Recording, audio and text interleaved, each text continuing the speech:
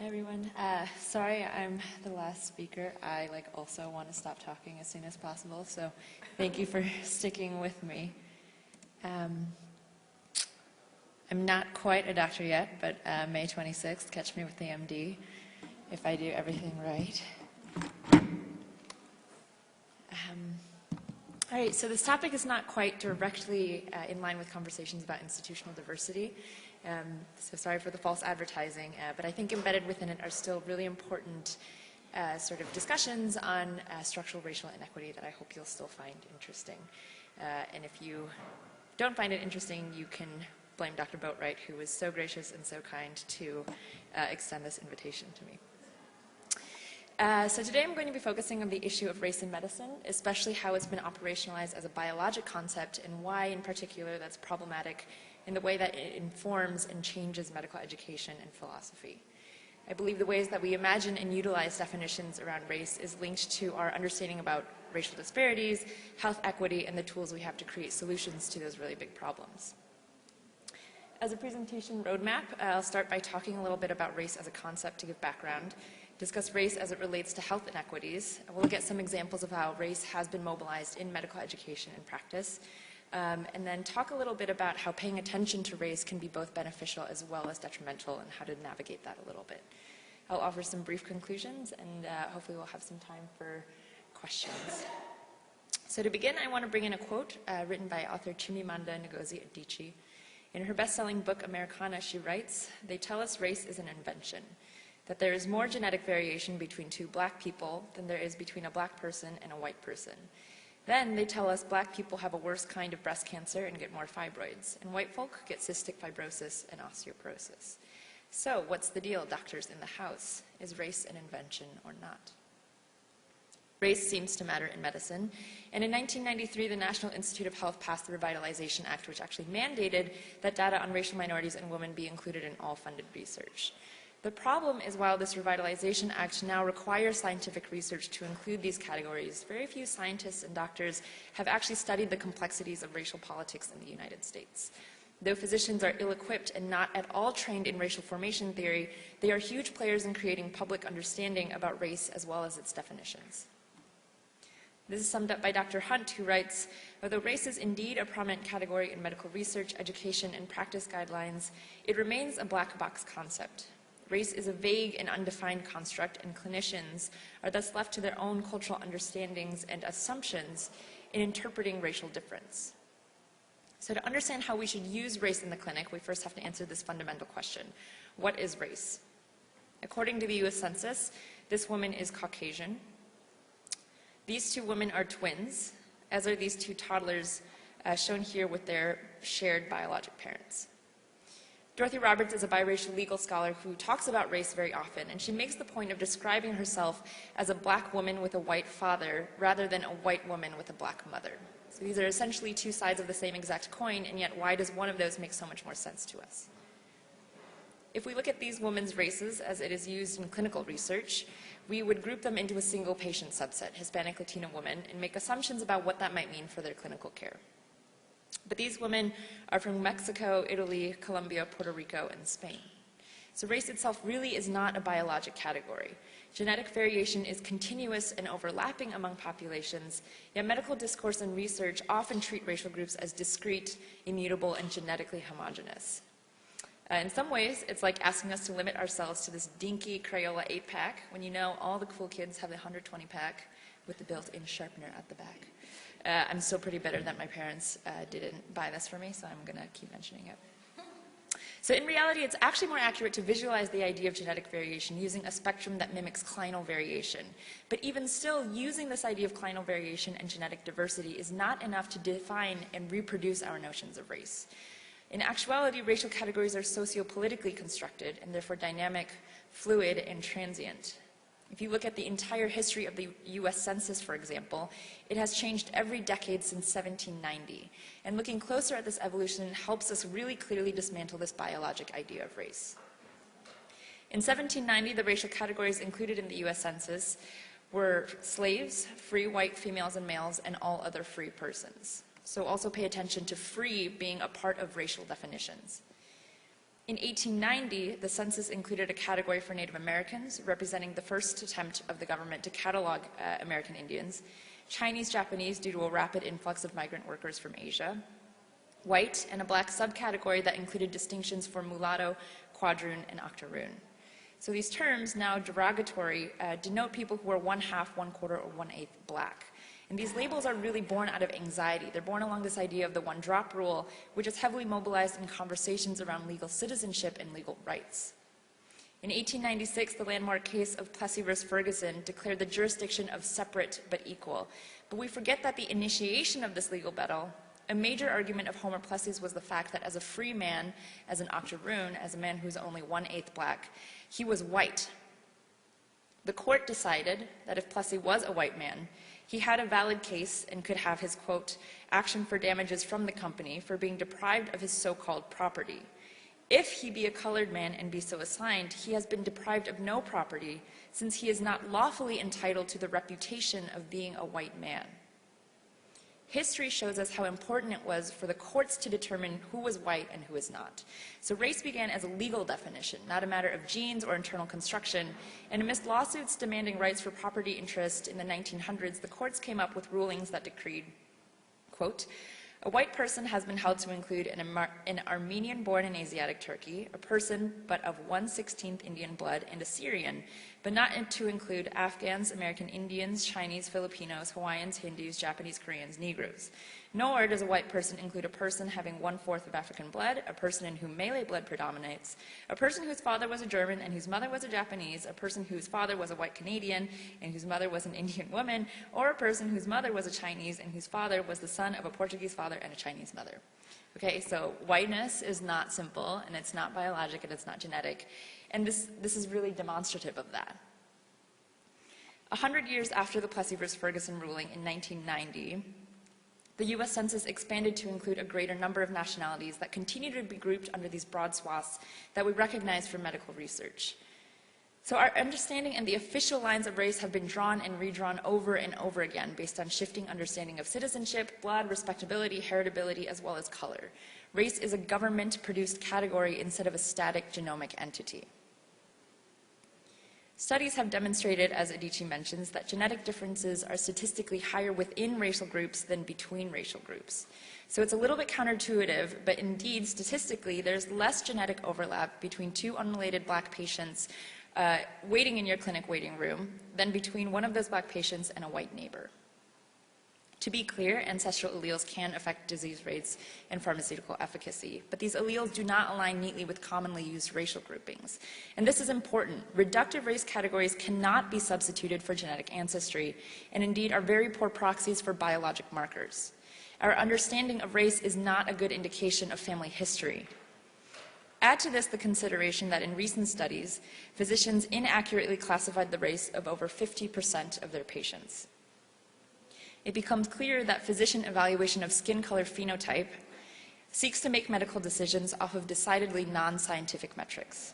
As Dr. Hunt mentions, because medical education rarely addresses this concept explicitly, healthcare providers are left to formulate their own understandings of its legitimacy in the clinic.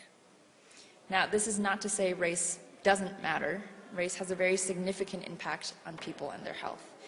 This impact, however, is not necessarily written into DNA, but engendered through social inequities caused by a legacy of discriminatory policies and institutions in this country. Every year, more than 100,000 black men, women, and children die because their mortality rates do not equal that of their white counterparts. This statistic means that if the disease and mortality rates for black people were the same as they are for white people, we would stop the equivalent of a jumbo jet carrying 260 people from crashing every single day. We see staggering disparities in heart disease, cancer, stroke, diabetes, severity, mortality, and it really brings up this question: why does being a person of color in the United States cause poorer health outcomes? Racism is a massive driver of health inequity, a concept defined by the WHO as the consequence of the unequal distribution of political, socioeconomic, and environmental resources that are required for health. So consider how each of these avenues begets health inequity. 1 in 13 black men are disenfranchised. This is directly related to the fact that despite similar rates of drug use, black men are 12 times more likely to be arrested for drug offenses compared to whites. Recent data from Chetty et al. At the Equality of Opportunity Project shows us that at any given time, more than 20% of black boys in the lowest income rank are incarcerated. I do not think we should be able to look at this chart without being emotionally affected. At any moment, 1 of 5 black boys in the lowest income rank in our country live in a cage. In 2016, I was a co-teacher for a course on prisoner health and advocacy at Blackstone Academy Charter School in Pawtucket, Rhode Island. In one session, we projected onto the screen the statistic that 1 in 3 black men born before 1999 will go to prison in their lifetime. At the end of my class, a student touched my elbow. He pushed up his glasses and he said, "Miss Jenny, I was born in 2002. Does that mean I will be okay?" He was arrested in 2018. So now when I go back to Pawtucket and I visit that school, I see him go to class with an ankle monitor. This picture represents an overwhelming amount of suffering.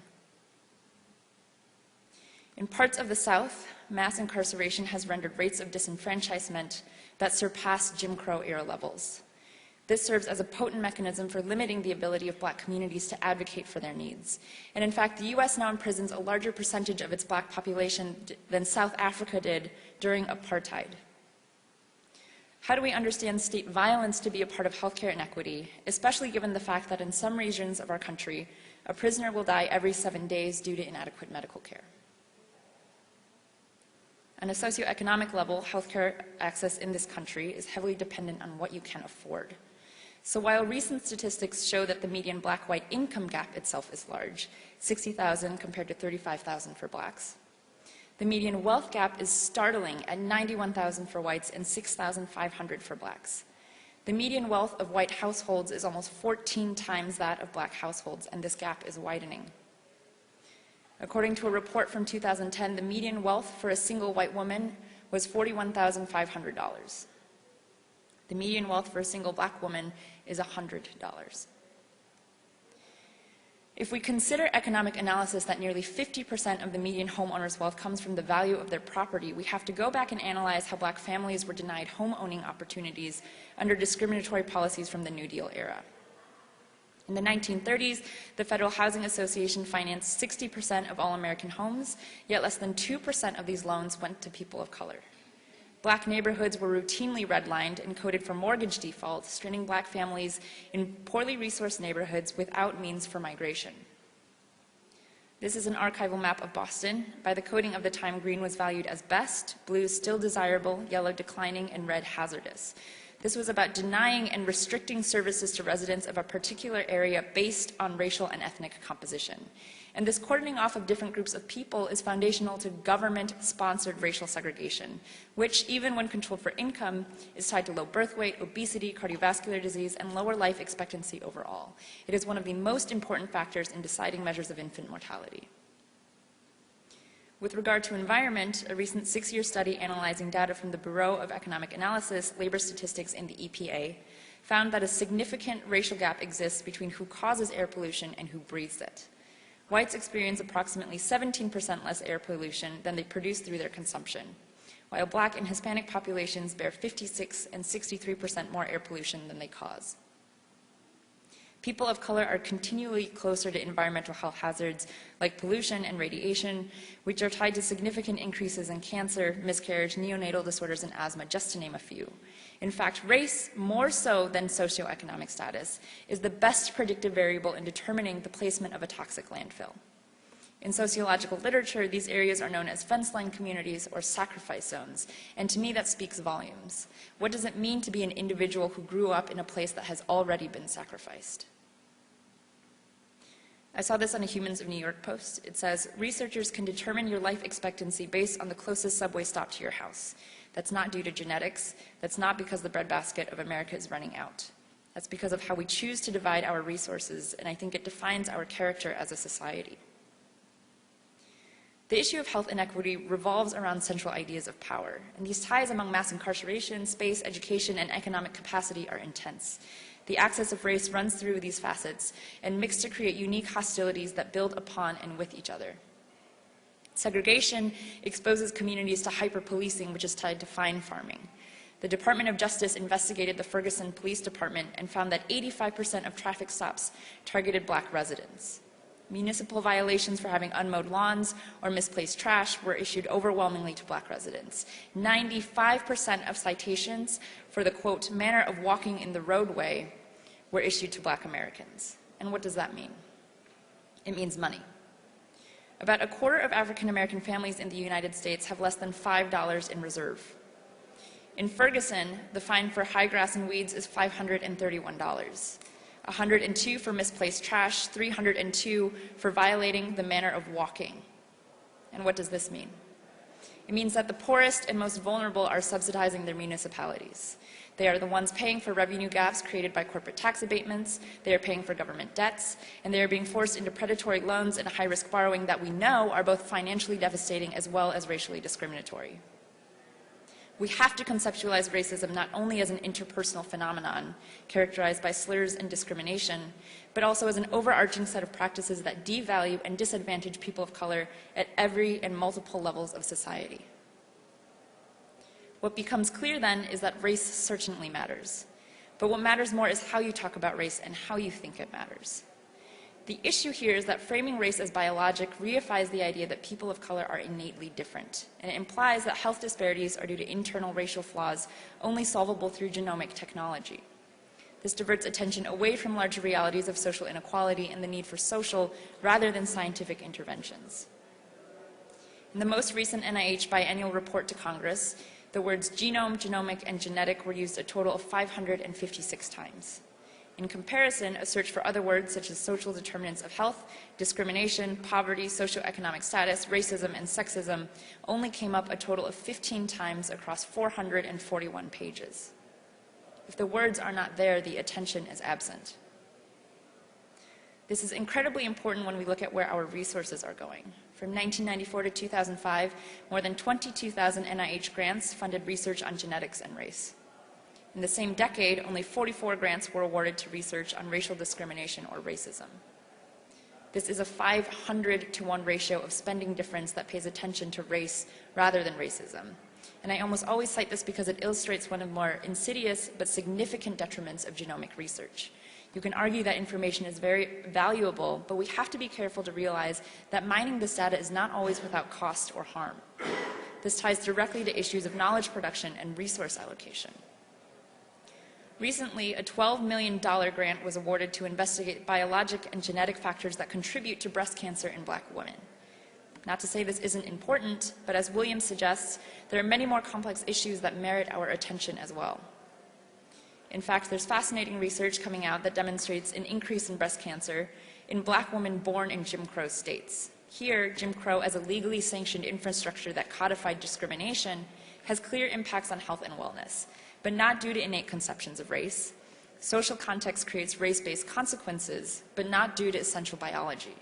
So how do we get studies like this funded, especially considering that 500-to-1 ratio? As another example, this tweet was from 2016 during union protests at Harvard. So Harvard University just got $10 million to study black poverty in the Boston area. The dining hall staff are on strike for living wages. So very frequently we see these giant graphs, $30 million in San Francisco recently to study homelessness. And again, that's studying. That's about this cottage industry of research and racial disparities. But the issue of homelessness has to do with housing. So why don't we spend $30 million on building houses? The 500-to-1 resource allocation implies that the solution to racial healthcare disparities lies in the investigation of racial genetics. But the next time you read a study that makes claims on clinical efficacy or health disparities based on the biology of race, question the facts that are being presented to you. Think about how pinning health inequity on genomic difference is in the best interest of people in power and serves as a diversion from bigger issues. Systems, in addition to people, create healthcare disparities, but the idea of race as intrinsic not only echoes eugenic theory, but also diverts culpability and responsibility from society down to individual people. This creates a very myopic view, and it's impossible to understand the landscape if we whittle down these massive inequities down to individual and personal genomics. The pervasive framing is heavily implicated in the ways that biologic assumptions of race are operationalized and ingrained in medicine. In a 3- and 5-month sampling of first and second year preclinical curriculum at the Warren Alpert Medical School, a full 96% of lecture slides presented racial signifiers as explicitly or implicitly biologic in association with healthcare disparities. So for example, calculations for organ function, including lung function measured through spirometry, advocate for race correction, which is a concept that relies heavily on this idea that people of different races are biologically different and therefore require correction usually from a white standard. This concept is highly contested in scholarly disciplines outside of medicine, yet discussions of race corrections in medical education often fail to include necessary context. Spirometry, for example, is often taught without consideration of its development, use, or accuracy despite historical underpinnings in plantation slavery. The foundation of this correction comes from efforts that were used to justify slavery. Prestigious medical journals of the time posited that lower lung function provided evidence that lack of structured labor would lead to black deviance. Instead, forced physical exertion was justified to keep minds free from, quote, ignorance and barbarism. In other words, the lung physiology of black people was such that slavery was integral to keeping them healthy.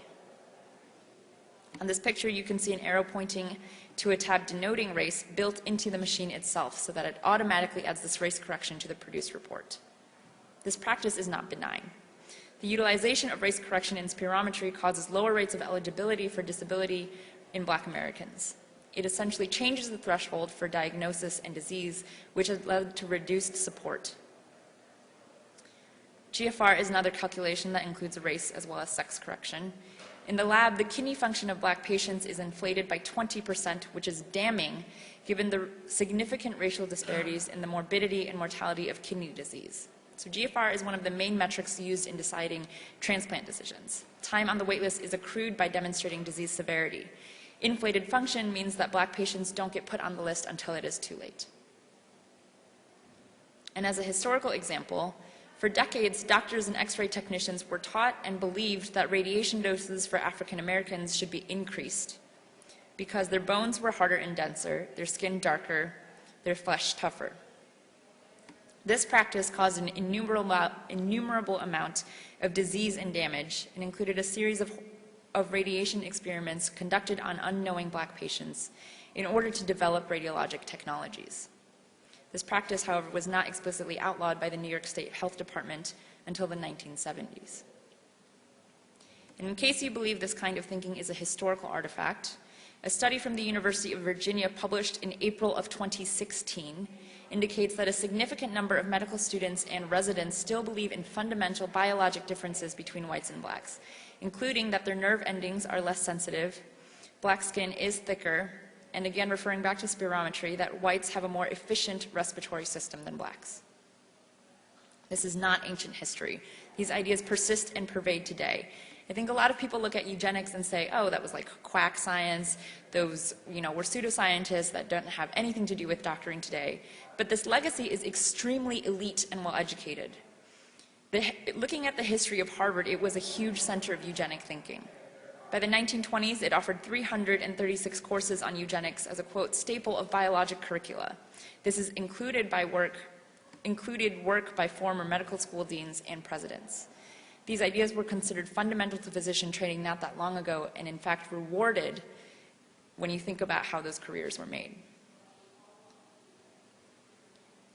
In this series of slides, one lecturer from medical school discusses the same concept of hemolytic anemia but conflates black and African as racial signifiers. So black refers only to black skin phenotype, which includes all nationalities and upbringings, as well as geographic origins from sub-Saharan Africa, the Afro-Caribbean, Middle East, and Latin America. Tools like the ASCVD risk calculator ask if the patient is white, African American, or other, but is the African same as black, the same as African American, the same as Nigerian? How much does it matter if they've immigrated recently, not so recently? In academic and clinical medicine, we rarely know what we're talking about when we mobilize labels of race. A review of NIH genetics research between 2001 and 2004 found that 0 manuscripts defined their use of race or ethnicity. Not a single author articulated what they meant or how they understood race, even as they studied it. To me, this speaks clearly to how normalized and unquestioned biologic racial difference has become to biomedicine. So in what other context can a scientific paper fail to define a major research variable? In multiple education materials for medical school, race has been listed as a risk factor for a variety of pathologies, including pregnancy and STIs. So this is from the AAFP, and students are told risk factors for unprotected intercourse in this pregnancy include difficulty obtaining contraceptives, less than a college education, age 20 to 24 years, and black race. The next picture is a screenshot from the USPSTF, which recommends different clinical practice depending on those risk factors with no further explanation. So being viewed as black is in itself enough to qualify you as at risk for STIs, meaning doctors should routinely do STI testing when they otherwise would not. Found another example of race-based medicine in pretest pediatrics, which is recommended as a resource for medical students. Unless you went to Yale, they don't take shelf exams, which I am also bitter about. A well-appearing black infant is noted to have fifth finger polydactyly. The extra digit has no skeletal duplications and is attached to the rest of the hand by a thread-like pedicle. What is the appropriate treatment? You can choose chromosome analysis, excision, skeletal survey, echo, or ultrasound. The answer states, fifth finger or post-axial polydactyly is 10 times more common in black than in white children and is typically familial. This finding in an otherwise healthy black child should raise no special concern. In a white child, careful examination of the cardiac system is warranted. Goes on to note some syndromes that are associated with this polydactyly, and they include Rubinstein-Tavy syndrome, Meckel-Gruber syndrome, and Ellis-Van Creveld syndrome, the consequences of which include fatal reactions to anesthesia, leukemia, lymphoma, kidney, liver, and lung dysplasias, atrial septal defects, and dwarfism. So these are very serious complications to be gambling with the heuristic of black, white, otherwise healthy. A couple of other race-based treatment recommendations. Asian Americans are recommended to be treated with lower initial doses of antipsychotics due to increased side effects. The authors of this review themselves postulate that this may be due to genetics, lower body mass, diet, or patient expectations of side effects. When race is used as proxy in this way, it's not thoughtful, it's sloppy. Asian is not a representation for all of these factors. We've seen data that this kind of understanding of race does not align with ancestral alleles. If it's about body mass, we can look at body mass. There are scales in every single clinical office, right? If it's about expectations or diet, we can assess those directly. A 1991 study published in JAMA suggested that AZT had no benefit in HIV-positive Latino men. It was later disproven under questions that lack of control for socioeconomic status, access to healthcare, and higher disease severity at presentation confounded the results. And yet the study influenced medical management. Doctors withheld AZT from Latino men with HIV under the assumption that it was not efficacious for their assumed racialized biologic profile. I want to touch very quickly on racialized health disparities as a bit of a case study, but it can't really cover the current literature. There's a lot out there. But this is a lecture slide from our second year, where as students we are taught that African Americans are less responsive to ACE inhibitors and should be put on other medications first. And indeed, this follows the hypertension guidelines from the JNC8, which includes an algorithm that directly separates treatment recommendations for blacks and non-blacks. Interestingly, guides in the United Kingdom mirror the JNC8, except they have one difference. They explicitly direct that guidelines for mixed race do not differ for those recommended for whites, Asians, or Chinese. So first, again, it shows this fact that across borders, racial labels mean something very different, right? Like in my mind, China is in Asia, so Chinese are also Asian, but it means something really different across the pond. And again, it's an example of we don't know what we're talking about when we use these things. This also brings up Plessy's question from 1896, how black do you have to be black enough? Right? This time, instead of asking the courts, we're asking physicians to provide the answer. Internationally, African Americans suffer hypertension at rates 3.5 times those of Nigerians living in Africa. African Americans experience hypertension only 0.7 times the rates of presumably white Germans in Germany. From another study, rates of hypertension in black individuals from Illinois are shown here compared to 5 countries of West African origin. If you truly believe that there is something about the genetics of African populations that predispose them to hypertension, it's really difficult to explain these results. Instead, it poses a different question. Which category matters more for a patient, country of origin or social status in the adopted nation? It seems that there is something about the US, not African genetics or ancestry, that is the source of hypertension disparities in America. In fact, research from 2012 began exploring correlations between metrics of discrimination with rates of hypertension. In California, women with Arabic names who were pregnant in September of 2001 in the aftermath of 9/11 had a significantly higher incidence of low birth weight compared to similar populations who gave birth a year earlier in September of 2010. This incidence correlated with a threefold rise in anti-Middle Eastern hate crime in California and demonstrates that race, stress, and health are still intertwined. Additionally, and this is more relevant to the doctors in the room, inaccurate biologic concepts of race without critical examination have negative clinical consequences. So I would argue that due to board examinations, every U.S. medical student of this generation is actually familiar with race associations. Yet repeated ideas in this way can result in misdiagnoses or delayed treatment if patients present outside of the structured paradigm. There's a case study in which a young African-American girl is in and out of the hospital for years looking for an answer for her recurrent illness. And it's not until a passing doctor sees her x-ray and asks, "Who's the kid with cystic fibrosis?" that she gets her answer. Because of the way CF is so often associated with white children, this patient lost years of earlier intervention. It wasn't until race was effectively erased through radiographic film that doctors could assess her clinical picture accurately. Here's a picture from Reddit. How I feel when doing UWorld, and the first line is an African-American female. Do you guys still do UWorld? Okay, do you have an idea what this might be? Sarcoidosis. Okay, so I think people had an idea of where it was going, and it was literally from the words African-American female. No signs, no symptoms, there are no nodular whatevers, just literally from African-American female. So this is a list to bigot your way to success, stereotyping for the US MLE, how to discriminate your way to the top. Right, so I know these, and it sounds like some of you know these. These are pretty slam dunk clues, right? When you're studying for STEP, you will take anything you can get. So it really matters how students are taught. In 2013, a study by Fallon provided physicians with a clinical vignette that include either biologic or social race associations. It found that mentioning a specific race-related genetic difference in a health outcome was enough to heighten several measures of racism. Another researcher notes that persons who accept genetic explanations for racial differences tend to score relatively high on traditional measures of prejudice. So thinking of race as biologic contributes directly to implicit bias in physicians. This has shown to manifest in differential expectations of adherence, noncompliance, and risk for substance abuse. In a short story I was reading last year, I came across this line.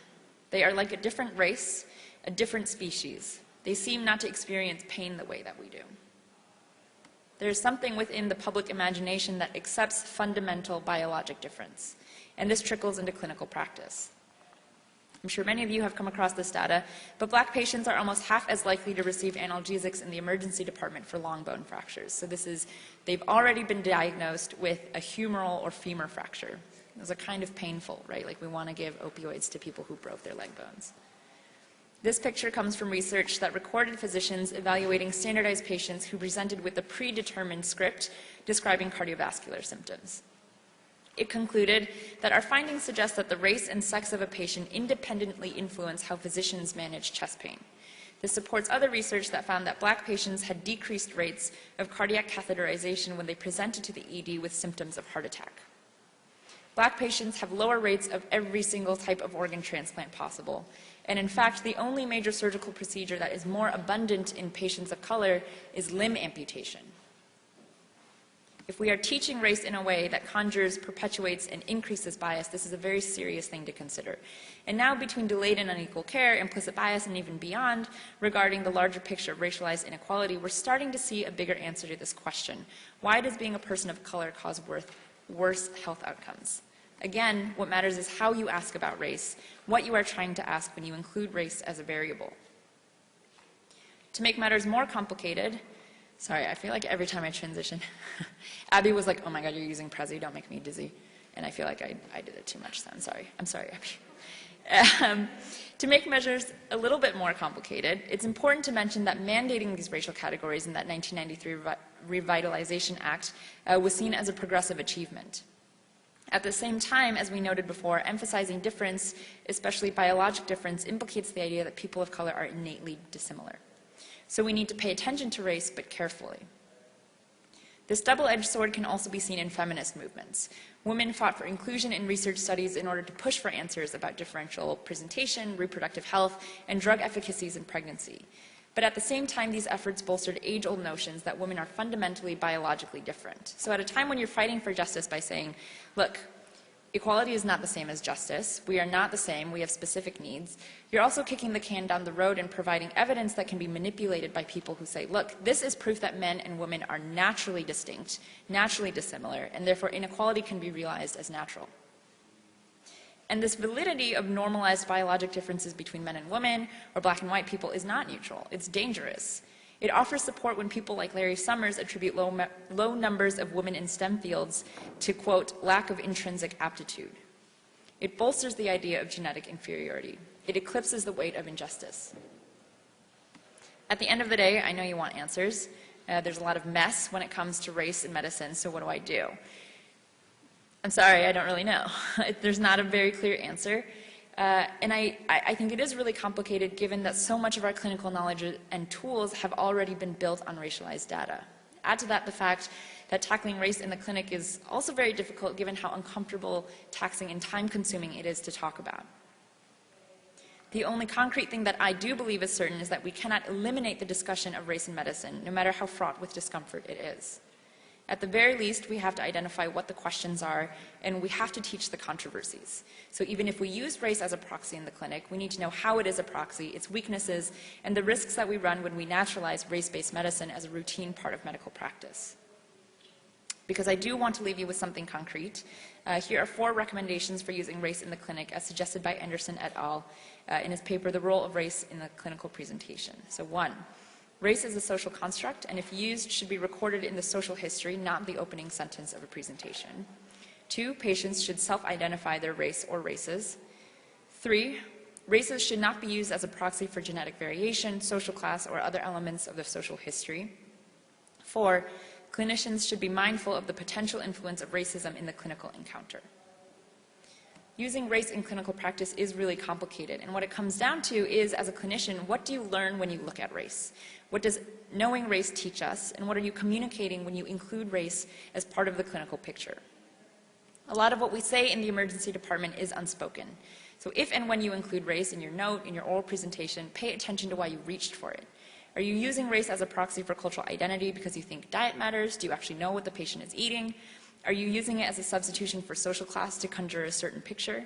Did you write it because you wanted to be aware and remind yourself of the potential of your own bias or likelihood of iatrogenic harm during their hospital stay?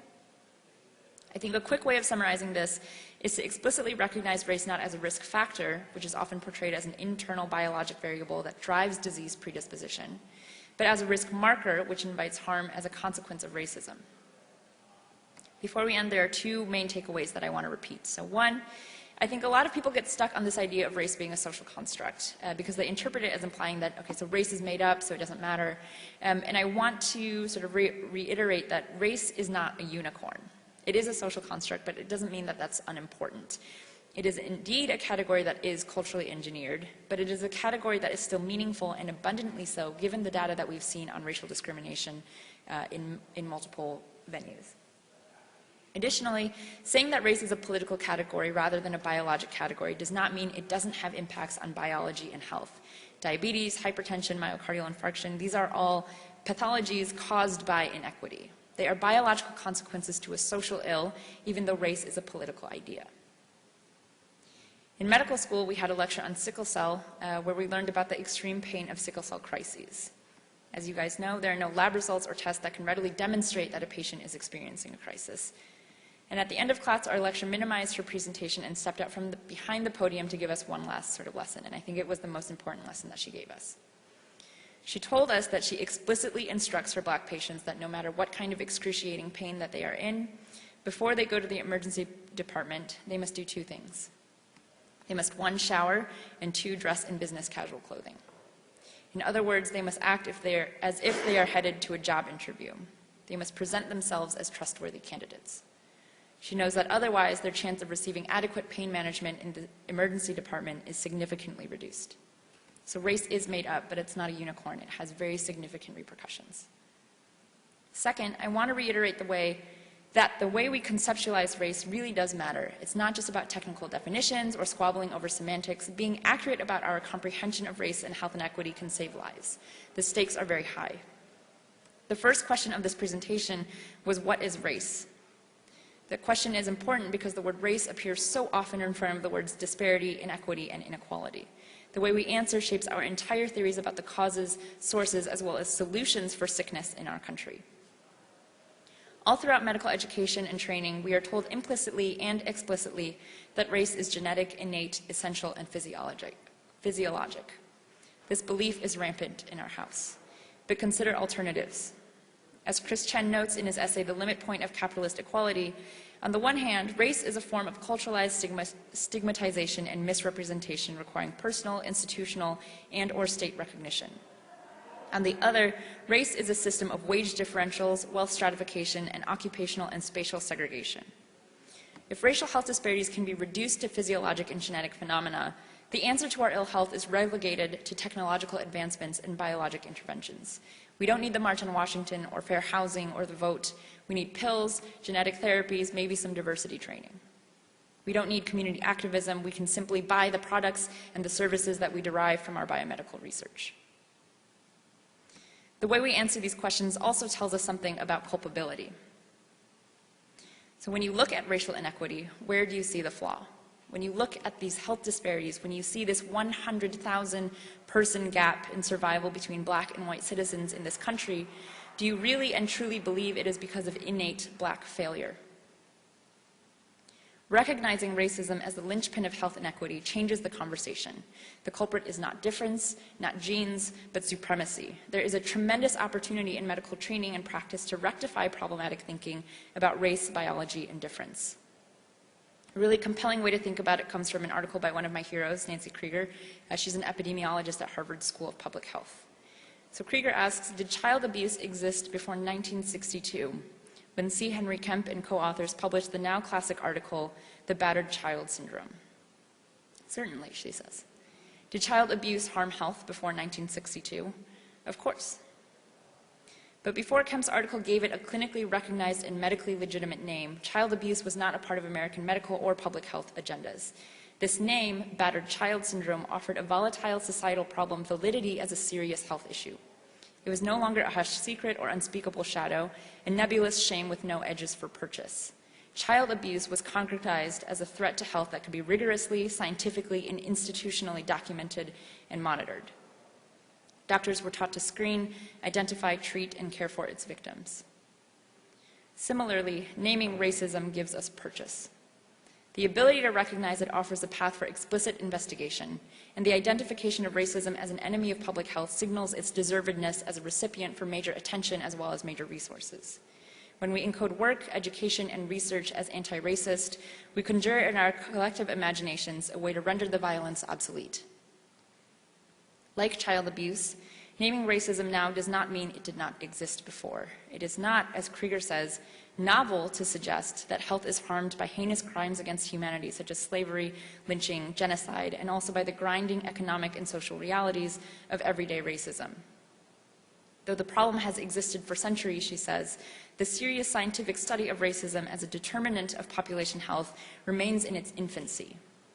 We in academic medicine have the opportunity to change that. At the beginning of this presentation, I offered a quote from Adici's Americana. What's the deal, doctors in the house? Is race an invention or not? She asks this and directs the question because we are expected to know. I think a lot of this, again, comes back to education. So when it comes to thinking through your training program or accreditation, are trainees or your staff able to articulate the controversies within the use of race in medicine? Do they have educational resources to discuss and learn about them? How is race understood as a risk marker instead of a risk factor in your emergency department? Can your faculty understand, define, and recognize racism in its own house? Is there anti-racist work present, and is it recognized, supported, and in fact rewarded by your leadership? But it also can't be just about ACGME compliance. Benjamin Honeycutt, a historian at the University of Iowa, makes the point that the word school comes from the Greek word for leisure. He says, we used to teach people to be free. Now we teach them to work. We've all witnessed and experienced moments when the work of medicine keeps ourselves and our patients from being free. Hospitals and healthcare systems, like any and every institution, are vulnerable to the same powers that create inequity. Supremacy is easy to cloak in words such as efficiency and professionalism. I am passionate about the subject of race in medicine, and I am passionate about education because I truly believe it matters. I believe it sets the stage for our understanding of justice and thus our chance of freedom. Thank you so much.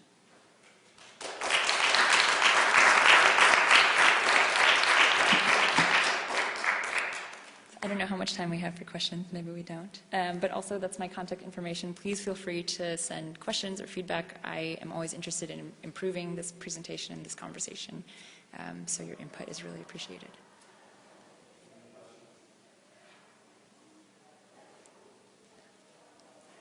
Yeah. Oh, yeah. It's not a question, but I just want to say that was the most moving presentation on race that I've ever heard. Thank you. Thank you so much.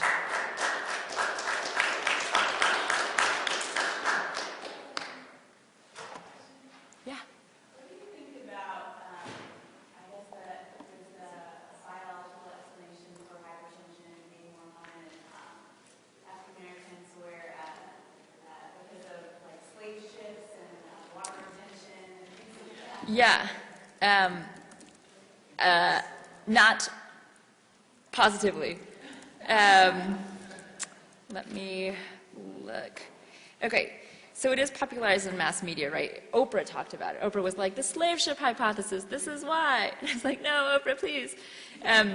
So this idea is that the genetic predisposition to salt retention is due to 1, salt deficiency in parts of Africa where slavery originated, 2, disease and trauma of the slave trade that selected for salt retainers, and 3, dietary conditions in the southern U.S. I love you because this was like a slide, but I had to delete it because it was too long.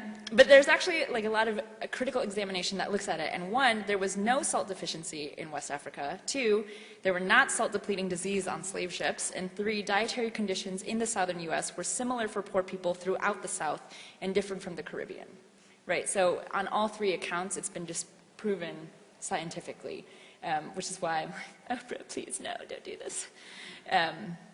So that's the quick sort of 3-point argument that I usually use. Yeah.